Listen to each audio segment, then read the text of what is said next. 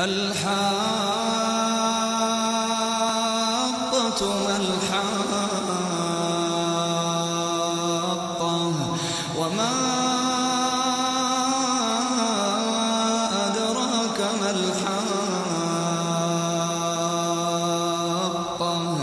كذبت ثمود وعاد بالقارعة فأما ثمود فأهلكوا بالطاغية وأما عاد فأهلكوا بريح صرصر عاتية سخرها عليهم 7 ليال و8 أيام حسوما فترى القوم فيها صرعا كأنهم أعجاز نخل خاوية فهل ترى لهم من باقية وجاء فرعون ومن قبله والمؤتفكات بالخاطئة فعصوا رسول ربهم فأخذهم أخذة رابية إنا لما طغى الماء حملناكم في الجارية لنجعلها لكم تذكرة وتعيها أذن واعية فإذا نفخ في الصور نفخة واحدة وحملت الأرض والجبال فدكتا دكة واحدة فيومئذ وقعت الواقعة وانشقت السماء فهي يومئذ واهية والملك على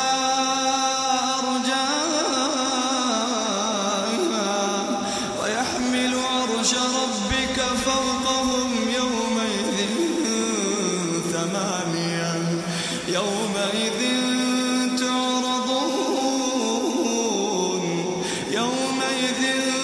تعرضون لا تخفى منكم خافية فأما من أوتي كتابه بيمينه فيقول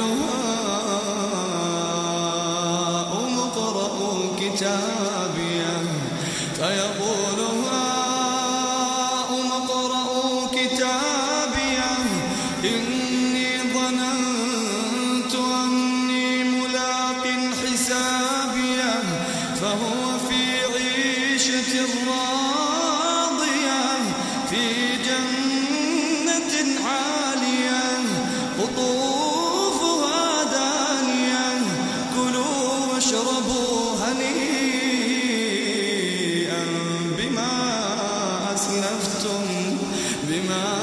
أسلفتم في الأيام الخالية وأما من أوتي كتابه بشماله فيقول يا ليتني لم أوت كتابيه ولم أدر ما حسابيه يا ليتها كانت القاضية ما أغنى عني ماليه هلك عني سلطانيه خذوه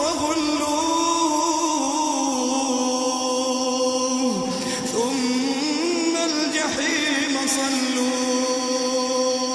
ثم في سلسلة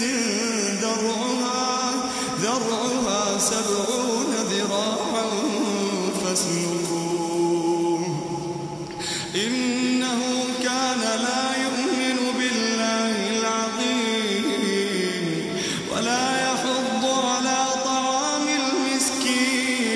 المسكين فليس له اليوم هاهنا حميم ولا طعام إلا من غسلين لا يأكله إلا الخاطئون فلا أقسم بما تبصرون وما لا تبصرون إنه لقول رسول كريم وما هو بقول شاعر قليلا ما تؤمنون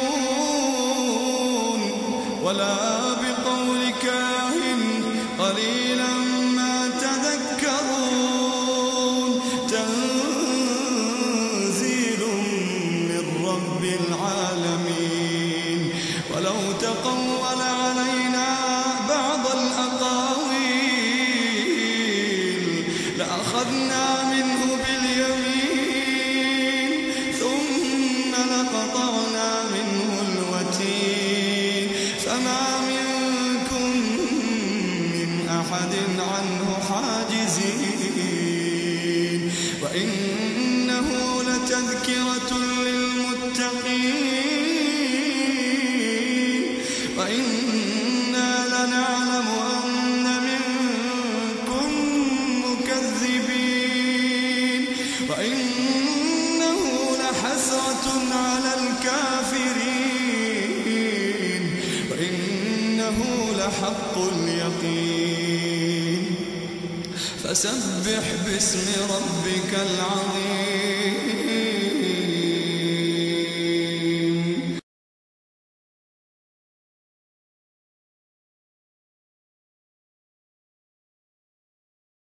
شروع اللہ کا نام لے کر جو بڑا مہربان نہایت رحم والا ہے. سچ مچ ہونے والی، وہ سچ مچ ہونے والی کیا ہے؟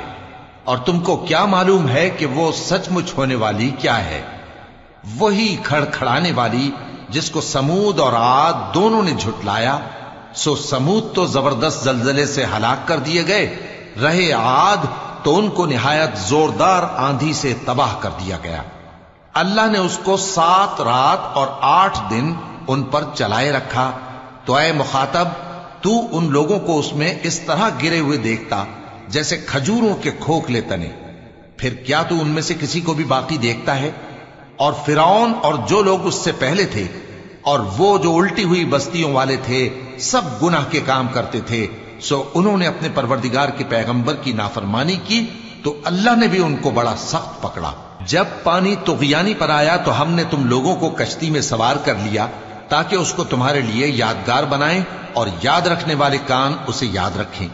پھر جب سور میں ایک بار پھونک مار دی جائے گی اور زمین اور پہاڑ دونوں اٹھا لیے جائیں گے، پھر ایک بار ہی توڑ پھوڑ کر برابر کر دیے جائیں گے. تو اس روز ہو پڑنے والی یعنی قیامت ہو پڑے گی اور آسمان پھٹ جائے گا تو وہ اس دن کمزور ہوگا اور فرشتے اس کے کناروں پر ہوں گے. اور تمہارے پروردگار کے عرش کو اس روز 8 فرشتے اپنے اوپر اٹھائے ہوں گے.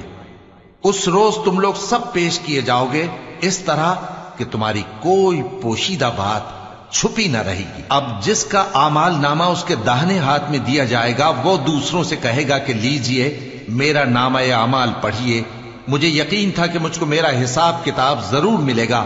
پس وہ شخص من مانے عیش میں ہوگا، یعنی اونچے باغ میں جس کے میوے جھکے ہوئے ہوں گے.